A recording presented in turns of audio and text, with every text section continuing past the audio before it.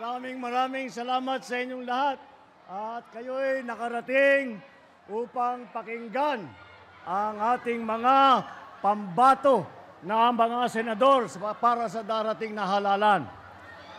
Yun lang po, ay kahit na lahat ng atensyon po natin ay nakaharap dito sa ating mga magigiting na senatoriable, ay huwag po natin kakalimutan, may halos 18 at 200 na iba't ibang kandidato na sa lokal, mula sa governor, sa congressman, hanggang sa sangguniang bayan. At nabanggit ko po yan dahil ipagmamalaki ko na ang alyansa lamang ang samahan na kumpleto ang kandidato sa bawat pwesto na tinatakbuhan ngayong eleksyon na ito sa national hanggang sa pinakamaliit na bayan na sanggunian member. Yan po ay dahil pag tinitignan po natin ang mga ibang partido, nakakandara pa po sila at naghahanap sila ng kandidato, hirap na hirap silang kumuha ng miyembro. At hindi nila maunawaan kung bakit ang alyansa, na kumpleto po natin yung lineup. Madali lang po ang sagot dyan. Dahil ang alyansa lamang sa lahat ng mga grupong politiko na kasama sa halalan na ito, ang alyansa lamang ay may panindigan. Hindi ito nagsasama para magtulungan lamang, para tulungan na sila ay mahalal. Sila po ay may panindigan na sila ay kapit-bisig na tutulong at gagawin ang lahat para pagandahin ang buhay ng bawat Pilipino at pagandahin ang minamahal nating Pilipinas.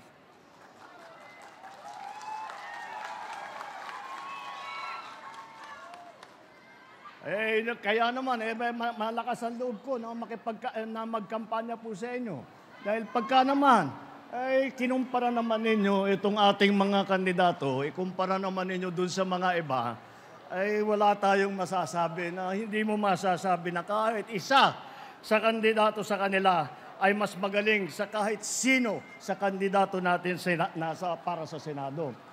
Kung kikilatisin natin, pagkikilatisin natin ng isa't isa ang ating mga kandidato, napakatingkad po, napakaganda po, at napakatibay ang kanilang kakayahan. Sila po ang mga pambato natin at sila ay magdadala ng pagbabago. Sila ang magdadala ng kapayapaan dito sa Pilipinas. Ngayon, pinagsama-sama natin ngayon, lahat itong napakagaling na mga kandidato para sa Senado ay nakaka-impress talaga ang kanilang pinagsama-samang lakas. Dahil po, unang-una, tignan po natin ang ating mga kandidato. 8 po sa kandidato natin ay naging senador na. Nandito po, Senator Cayetano, Senator Lacson, Senator Lapid, Senator Marcos, Senator Pacquiao, Senator Revilla, Senator Soto, Senator Tolentino. Naku naman, napakaganda ng pati ang mga record nila at makikita naman ninyo. Pagka unang araw pa lang na sila'y uupo, pag nanuklok sila sa Senado, unang araw pa lang, hindi na po sila mag-OJT. Alam na nila ang trabaho. Alam na nila ang gagawin nila. Alam na nila ang problema na hinaharap ng ating mga kababayan. At alam nila kung paanong gawin para bigyan ng kaunting tulong ang lahat ng ating kababayan. 7 naman ang galing sa mababang kapulungan sa House of Representatives na naging congressman. Nandiyan po, naging congressman po si Abby Binay. Naging congressman din po si Benhur Abalos, si Pia Cayetano, ang kapatid ko, si Amy Marcos, congressman din yan. Manny Pacquiao, congressman din yan. Erwin Tulfo, congressman din. Congressman Villar, si Camille, nasa Kongreso ngayon. Kaya makita po, kumbaga po sa basketball, napakalalim po ng bangko namin. Hindi na po sila bagito at hindi na sila mag-aaral-aral pa.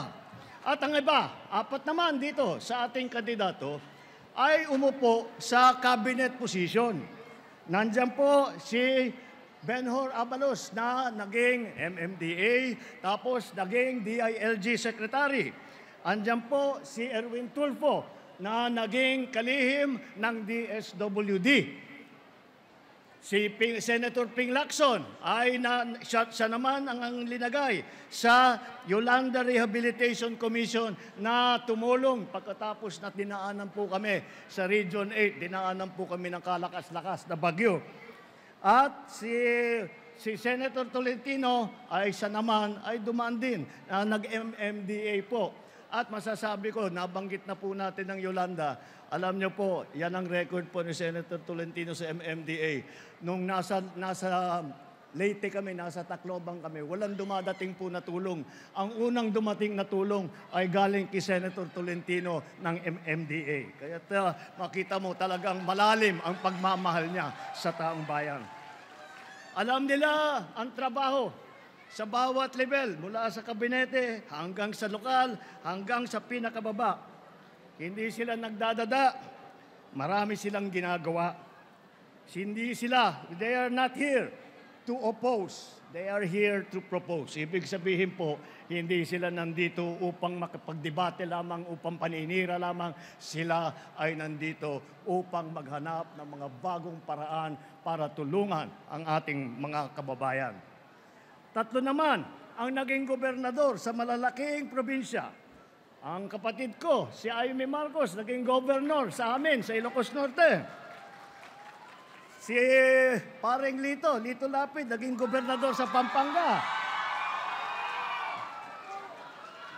O, naging governor. Sino yung naging governor ng Cavite? Kalaki-laki na probinsya. Governor Bong Revilla. O, yan ang mga governor. Meron din po kami, mga city mayor, malalaking syudad. Mauna dyan, yung pinakamayaman na lungsod sa buong Pilipinas. Ayan, nakangiti si Mayor Abio dahil siyang namahala ng Makati. Kaya't kung pupunta po kayo sa Makati, ay nako, maraming mga pinamimigay at ang tulong na binibigay ng pamahalaan sa kanila. Libre lahat sa Makati. Yan po ang ginawa ni Mayor Abby Binay. Si Benhur Abalos, naging mayor din ng Mandaluyong. Narinig nyo naman po. Marami siyang natanggap na award, marami siyang natanggap na pagkikilala dahil sa kanyang performance bilang mayor ng Mandaluyong. At ang ating butihing Senador Tolentino ay naging mayor naman ng Tagaytay. Kaya't makita po ninyo, at isa pa, na nadaan din sa LGU. Huwag po natin nakakalimutan kung minsan hindi po natin naaalala ito. Ngunit, si Senator Tito Soto, naging Vice Mayor yan ng Quezon City. Kaya naman po talagang madaling masabi na handang-handa na itong grupo na ito. At hindi lamang, pag-uusapan naman, ang mga issue ng ating mga kababaihan, hindi po tayo may iwanan. Dahil apat ang babae dito sa ating lineup. At hindi ito, alam niyo po, kilala ko silang lahat ng matagal. Palagay ko, itong ating mga babae na senador, palagay ko, mas matapang pa sa sundalo itong mga ito. Kaya makakatiyak po kayo, mga kababaihan, maririnig ang boses ninyo, at ipagtatanggol ang mga karapatan ninyo ng ating mga lady senators.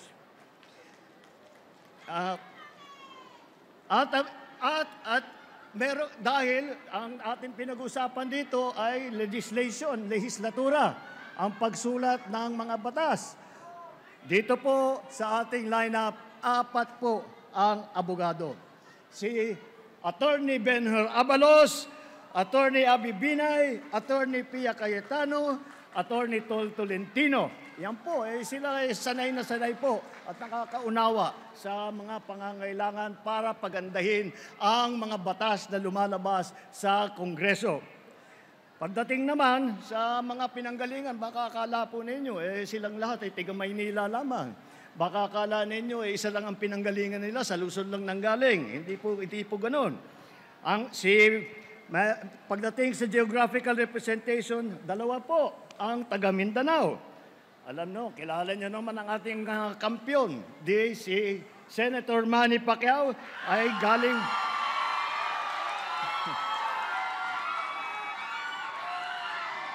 Si Senator Manny Pacquiao ay galing Bukidnon, Sarangani at saka Jensan.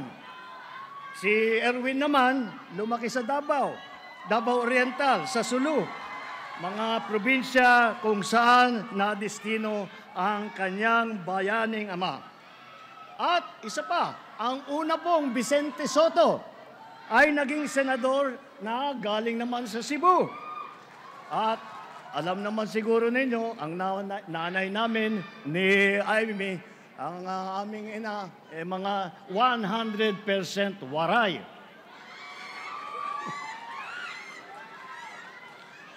Wala sa kanilang may bahid na problema. Wala kayong maririnig na masamang balita tungkol dito sa ating mga kandidato. Ito ay hindi lamang sila ay magaling. Sila ay mabubuting tao. Sila ay mabubuting nagseserbisyo sa publiko. Wala sa kanila ang may bahid ng dugo dahil sa tukhan. Wala sa kanila ang kasabwat sa pag-aabuso na binulsa ang sako-sakong pera, pinagsamantalahan ng pandemya, binayaan na magkasakit at mamatay ang ating mga kababayan nung panahon ng COVID.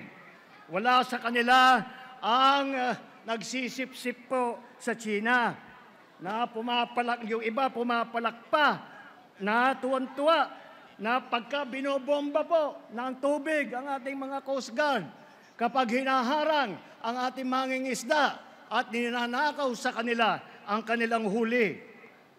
Kaya po, makikita po natin na malinis po ang record nila.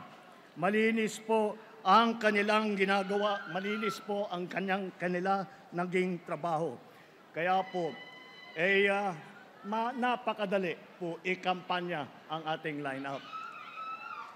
Marami pong nagsasabi na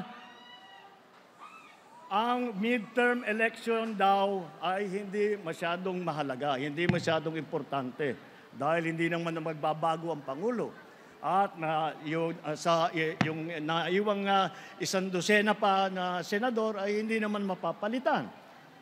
Well, siguro naman sa ibang halalan, baka totoo 'yun. Ngunit hindi totoo po ito sa halalan na ito sa midterm election. Dahil ang pagpili ninyo, ang iboboto ninyo ay ang magsisilbi ng gabay kung ano ang tutunguan ng ating bansa. Babalik ba tayo sa nakaraan na ibinubugaw ang ating bayan bilang isang sugalan ng mga dayuhan? Babalik ba tayo sa landas na umaapaw sa dugo ng mga inosenteng mga bata na inakyat sa bahay, inagaw sa kanilang mga ina at kinuha ang kanilang kinabukasan? Alam niyo po, dalawa po ang pagpipilian na ngayon natin.